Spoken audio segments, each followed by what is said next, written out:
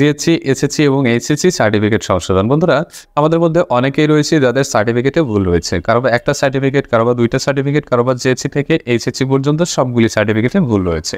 ভুলগুলির মধ্যে রয়েছে নিজ নাম, পিতামাতার নাম অথবা জন্ম তারিখ অথবা সবগুলো একসাথে অনেকের ভুল রয়েছে। বেশিরভাগ যে ভুলগুলো থাকে সেটি হচ্ছে যে পিতামাতার নাম এবং জন্ম তারিখের ভুল। নামও থাকে কিন্তু এই দুটো জিনিস বেশি ভুল থাকে। আর এজন্য আমাদের সংশোধনটা জরুরি হয়ে যায়। আমরা বেশ কিছুদিন পর বা বেশ কিছু বছর পর এগুলো খেয়াল করতেছি, যখন দেখতেছি যে পিতামাতার কাগজের সাথে আমার কাগজের পিতামাতার নামের মিল নাই, অথবা পিতামাতার ভোটার আইডি কার্ডে যখন চেক করছি, আমার সার্টিফিকেটে যখন চেক করছি, তখন কিছুটা অমিল দেখতে পাচ্ছি। এটা নিয়ে আমরা অনেকেই ডিপ্রেশনে পড়ে যাই, অনেকেই টেনশন ফিল করি এবং আমরা মনে করে থাকি চাকরি বাকরি বা বিভিন্ন কিছুতে সমস্যা হবে। যখন এই ফিলটা আমাদের মধ্যে আসে তখন আমরা সংশোধনের জন্য ট্রাই করি। তো সংশোধন কিভাবে করব? আবেদন করতে গেলে আগে অনলাইনে আবেদন করা যেত। এখন যদি আমরা অনলাইনে আবেদন করতে চাই সেক্ষেত্রে ইআইএন এবং পাসওয়ার্ড চাচ্ছে। সেক্ষেত্রে আমরা কিভাবে কি করব? তো আজকের ভিডিওটি জাস্ট হচ্ছে জিএসসি, এসএসসি এবং এইচএসসি জেনারেল বোর্ড থেকে যারা লেখাপড়া করছেন শুধুমাত্র তাদের জন্য। আচ্ছা, এখন কথাটি হচ্ছে আপনার সার্টিফিকেটে যেই ভুলটি থাকুক তার জন্য আপনার কিছু ডকুমেন্টসের প্রয়োজন পড়বে।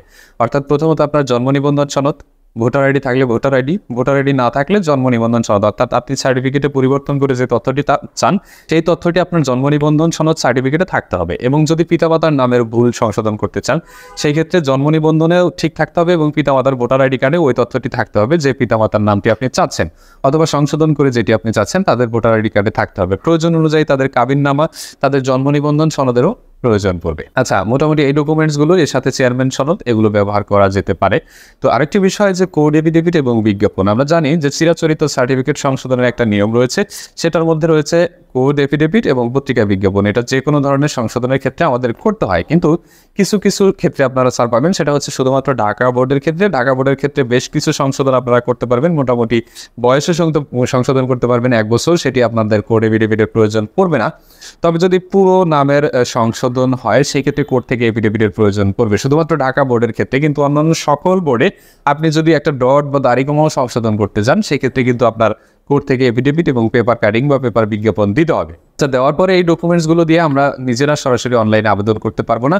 আমাদের প্রতি ডকুমেন্টস বা প্রতি ক্লাসের জন্য 500 টাকা ফি আমরা একটা আবেদনেই করতে পারবো। অর্থাৎ আমরা যদি একই বোর্ডের আওতায় জিএসসি, এসএসসি এবং এইচএসসি পরীক্ষা দিয়ে থাকি সেক্ষেত্রে আমরা একটা আবেদনে সবগুলো সিলেক্ট করতে পারবো।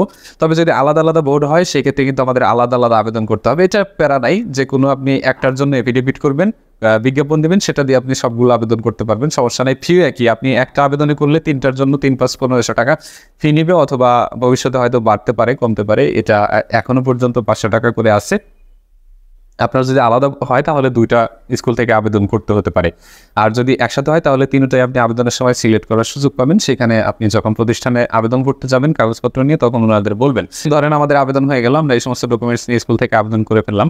আবেদন করার পরে আমাদের প্রথম যে কাজটি হবে সেটি হচ্ছে স্কুলের ফরওয়ার্ডিং নেওয়া। অর্থাৎ আবেদন করার 2-4 দিন বা ওই দিনই আমরা ফরওয়ার্ডিং নিতে পারি। যদি না চান অটোমেটিক তারা ফরওয়ার্ডিং দিয়ে দিবে, ফরওয়ার্ডিং দিয়ে আবেদনটি বোর্ডে পাঠিয়ে দিবে। যদি তা না করে তাহলে আপনারা 2-4-5 দিন পরে আবার একটু যোগাযোগ করবেন। যোগাযোগ করার পরে এরপরে আমাদের মিটিং SMS এর জন্য অপেক্ষা করতে হবে। তো অনেক ক্ষেত্রে হয়তো বা SMS আসবে না, আমরা কন্ট্যাক্ট করে নিব অথবা অনলাইনে স্ট্যাটাস চেক করে করে দেখে নিব যে আমাদের আবেদনটি কী অবস্থায়, কত দূর বা এখন কী অবস্থায় আছে, আমার মিটিং প্রয়োজন হবে কিনা। অনেকগুলো সংশোধন মিটিং ছাড়াই হবে, ছোটোখাটো যেমন নামের বানান, পিতামাতার নামের বানান, কাগজপত্র ঠিক থাকলে সেগুলো দিয়ে সংশোধন হয়ে যাবে। আচ্ছা, এখন কথা হচ্ছে যে অনেকের আবার অনার্স মাস্টার্স হয়ে গেছে, তারা কি করবেন? তারা এই যখন জিএসসি, এসএসসি, এইচএসসি পর্যন্ত কারেকশন করে ফেলবেন তখন বোর্ড কর্তৃক একটা চিঠি পাবেন। আপনি সেই চিঠি নিয়ে আপনার পরবর্তীতে যে অনলাইনে যে ডকুমেন্টস উত্তোলন করবেন সেটা দিয়ে আপনি আপনার অনার্স মাস্টার যা কিছু আছে সবগুলো, বাকিগুলো সহজ, আপনি প্রতিষ্ঠানে যাবেন, আবেদন করবেন, হয়ে যাবে, কোনো সমস্যা নেই।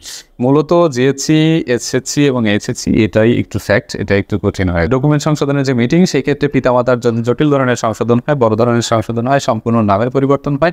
সেক্ষেত্রে পিতামাতাকে সঙ্গে নিয়ে আপনার মিটিংয়ে যেতে হতে পারে, অথবা 18 বছরের নিচে হলে সেক্ষেত্রে আপনাকে পিতামাতাকে সঙ্গে বা পিতামাতা দুজনের নামের যদি ভুল থাকে যে কোনো একজনকে আপনি সঙ্গে নিয়ে যেতে পারবেন।